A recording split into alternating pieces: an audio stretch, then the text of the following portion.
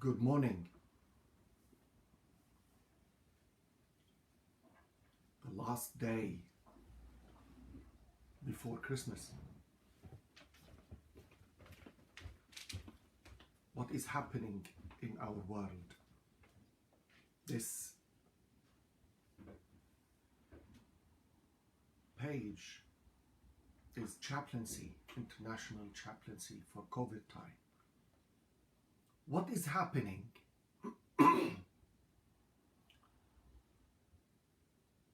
around the world is mind-boggling, is shocking. Now, in the United Kingdom, I'm now speaking to you from London. Tens of countries stopped their communication with the UK and closed their borders because we have a variant of the virus, a new variant, a mutation that now the virus can spread faster. They say the symptoms are not worse and probably the vaccine will still be good, but the speed of the spread of the virus is higher. One day before Christmas, many hearts are broken and many lives are devastated. Many eyes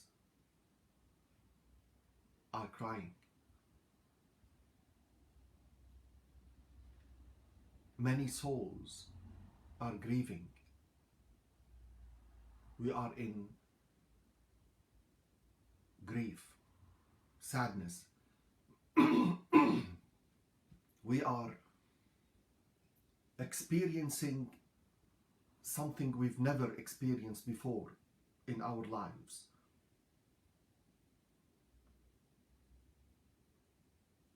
The whole world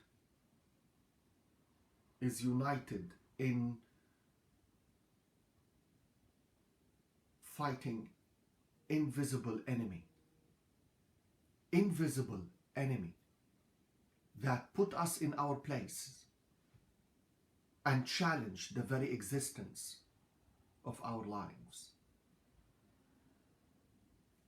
What can we say a day before Christmas when we feel challenged, exhausted? Yesterday, a dear friend of mine who is a priest from Lebanon, who lives in the United States, lost his mother to COVID. And another dear friend who lost his brother, and another dear friend who is still sick. And families are facing unprecedented time. How are we approaching Christmas, and what does that mean to us? Well, this beautiful tree does not reflect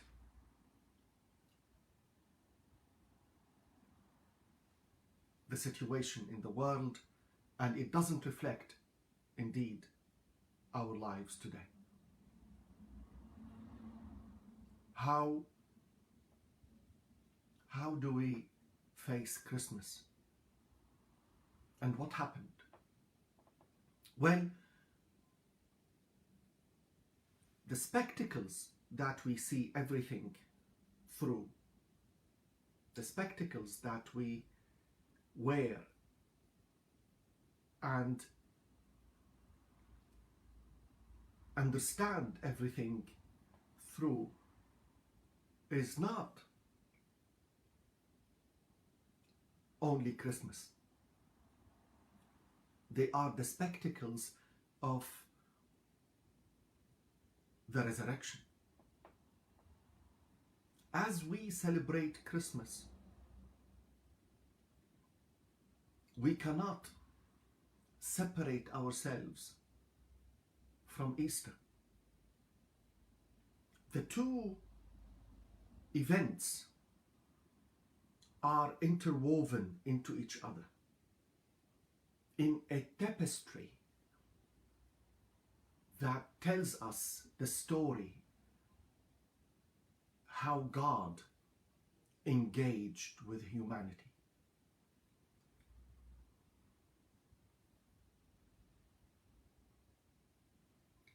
Taking the perspective of the empty tomb takes us also to Golgotha, where the cross was erected and Jesus was crucified. Crucified not because he was a nice person. He was crucified not because he said to his disciples and to his community, love each other, or God loves you, be kind to each other. Yes, he said that, but in what context? That alone would have not led to his crucifixion. God sneaked into our world quietly and was born in a stable, in a manger, poorly, having nothing.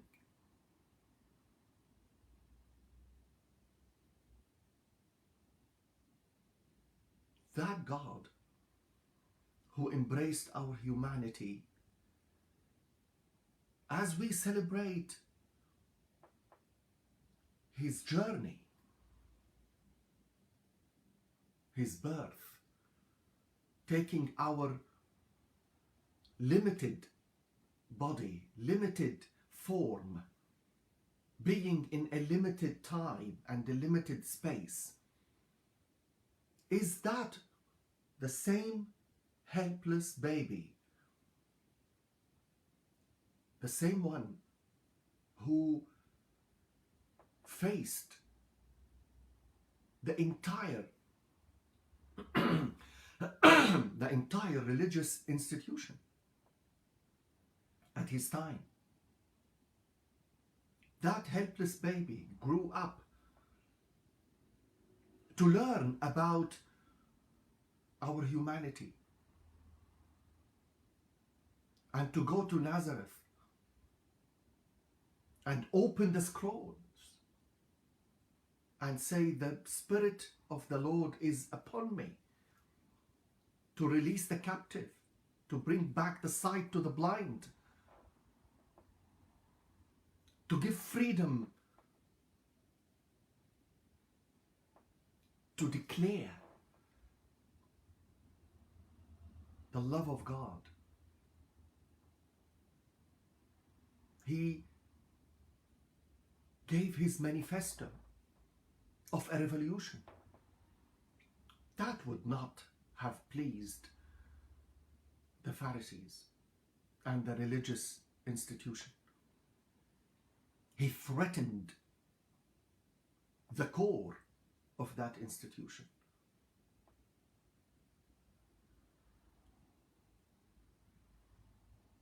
Celebrating Christmas is celebrating the life of that man who challenged,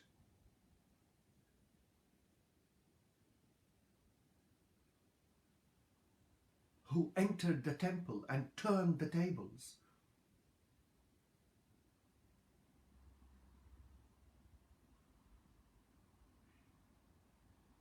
The man who raised the dead, healed the sick,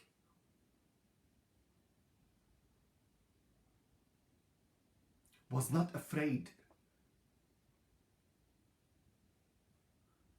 to touch the lepers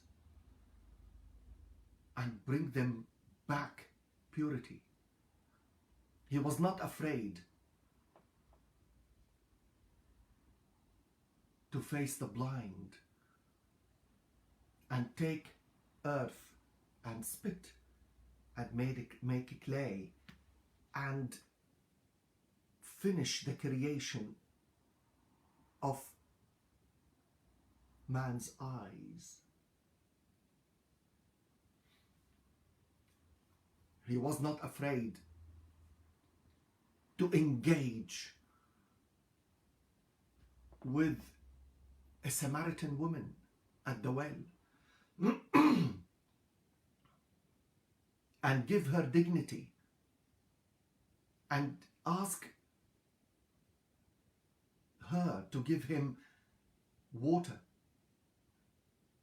to give her the strength and put himself in the needy position, and then to enter with her in a theological, magnificent conversation.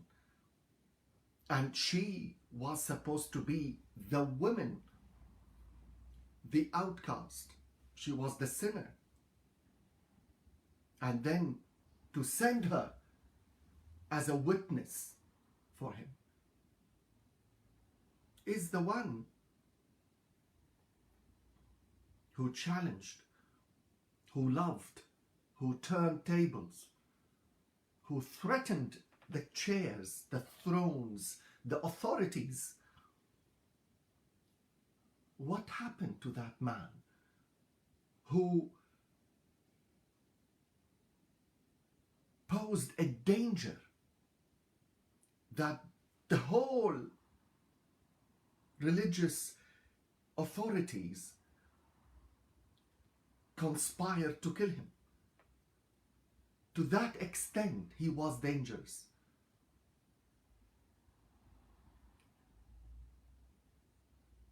I feel like this revolutionary man we put in a box and hid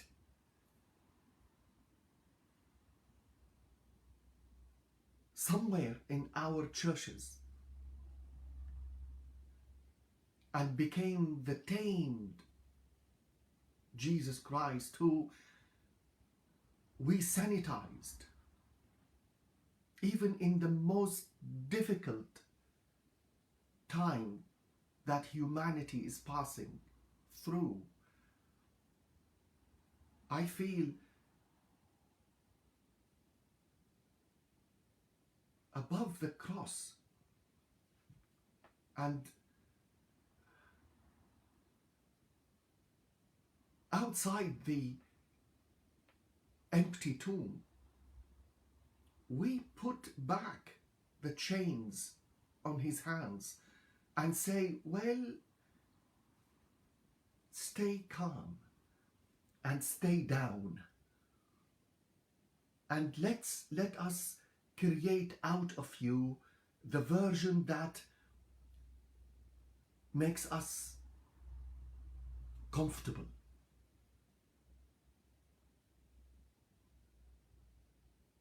We created a version that doesn't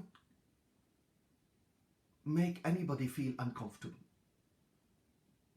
Sanitized, clean, kind, nice. And we imprisoned him in rituals. Something called Mass. To the extent that a lot of us have become obsessed with number of masses, number of services, we lead and we do in our churches, streaming and prayers and rituals. And is this the revolutionary Jesus Christ that came and recreated spirituality, recreated the message of God to humanity in the time of facing an invisible enemy, with millions of people around the world are dead? How do we face Christmas? How do we celebrate God becoming one of us? Are we able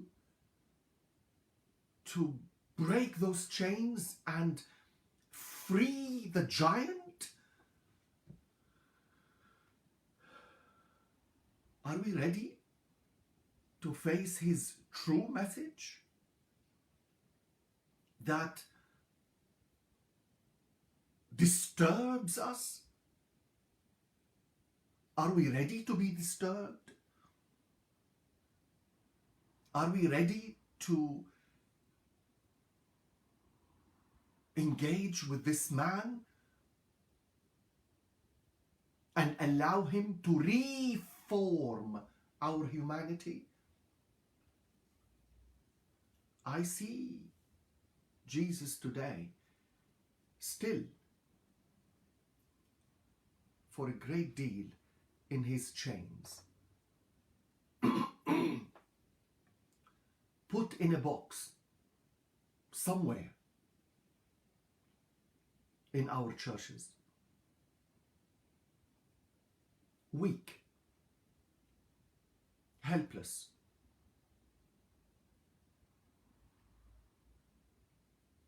wrapped with rituals, wrapped with music,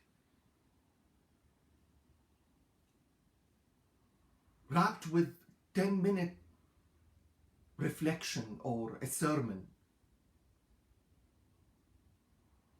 The priest stands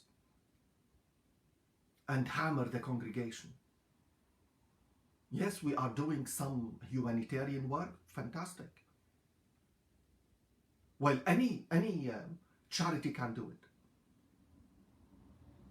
We are helping some poor people and visiting some sick.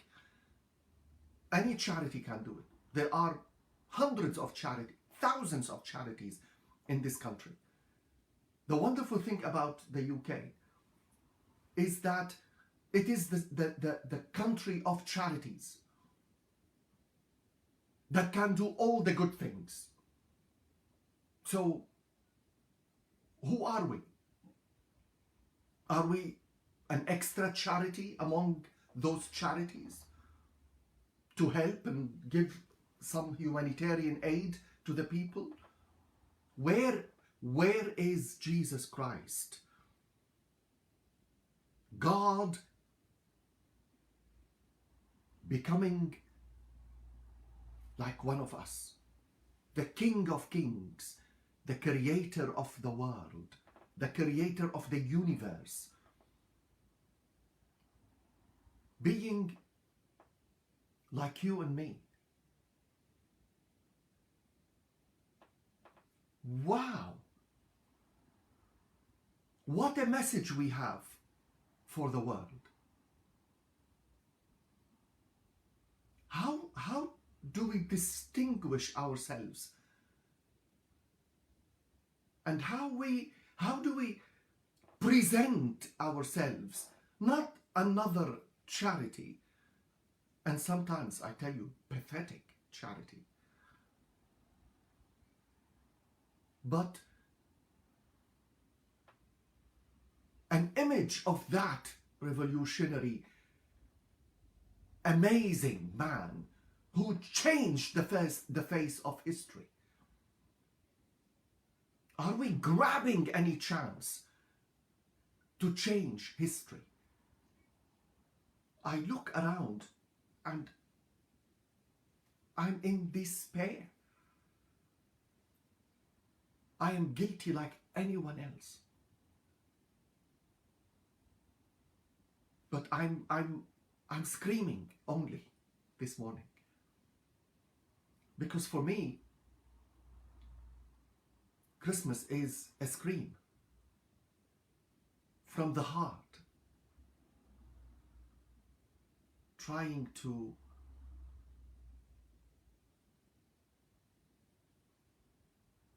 bring some change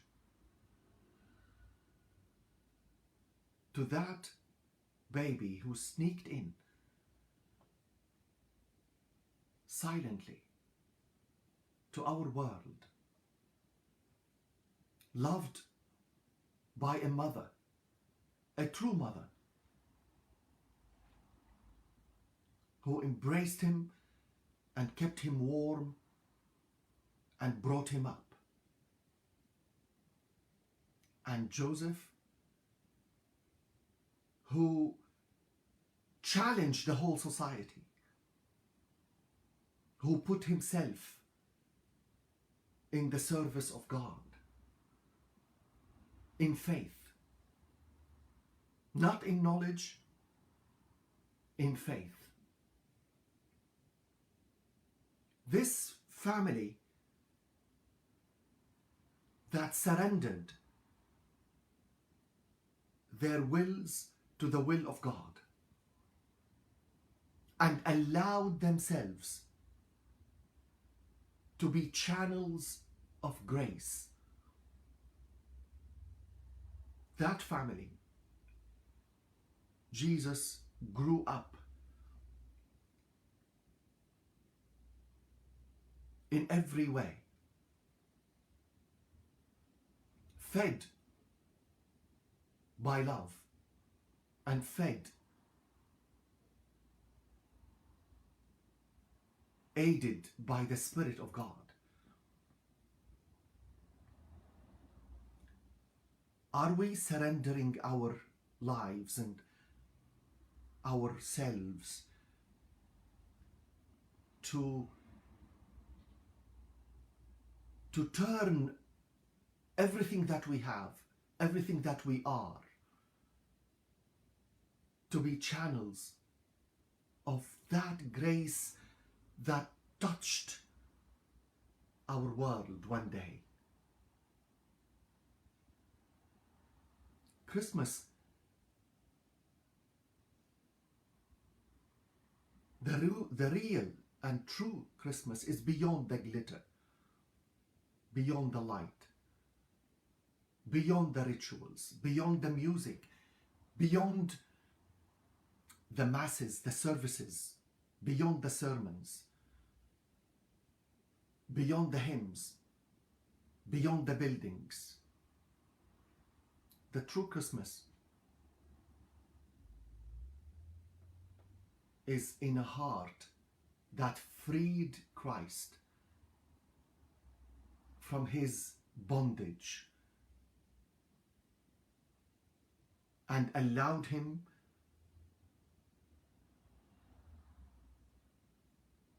to be a force of change, allowed him to be sometimes a storm of change, and sometimes a whisper of love.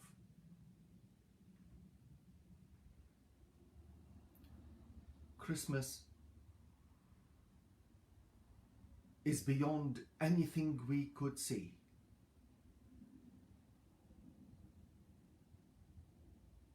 Christmas is not an event.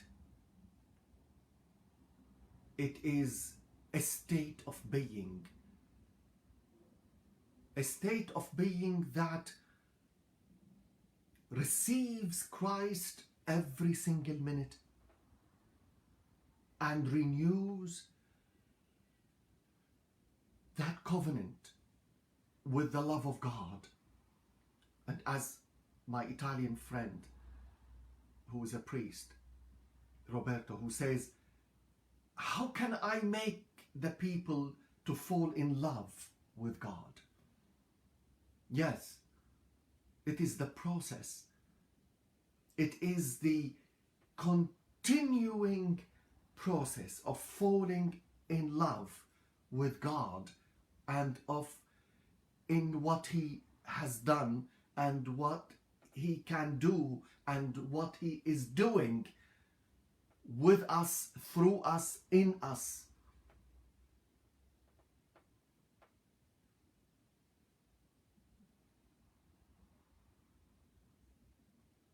I wish you a revolutionary Christmas. I wish you Christmas without chains. I wish you Christmas rediscovering that man who brought a new project for new humanity.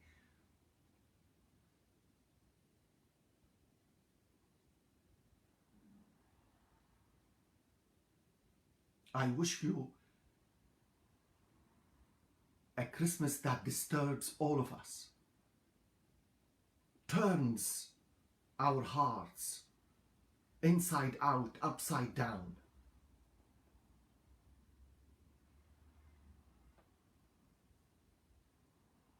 I wish you a Christmas of fellowship that reflects His image, the image of love and the image of courage and the image of hope. This is what we need today. And this is what the world wants from us.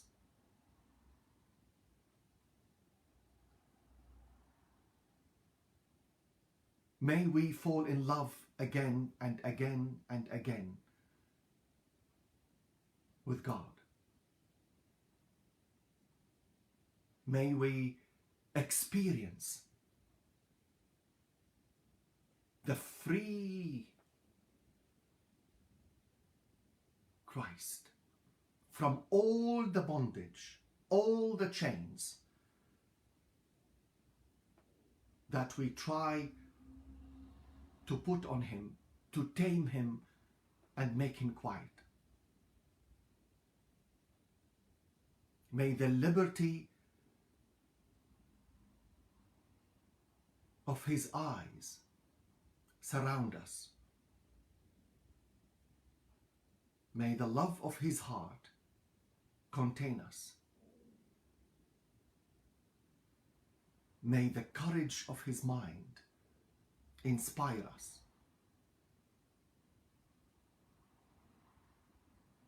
And may His journey be our journey.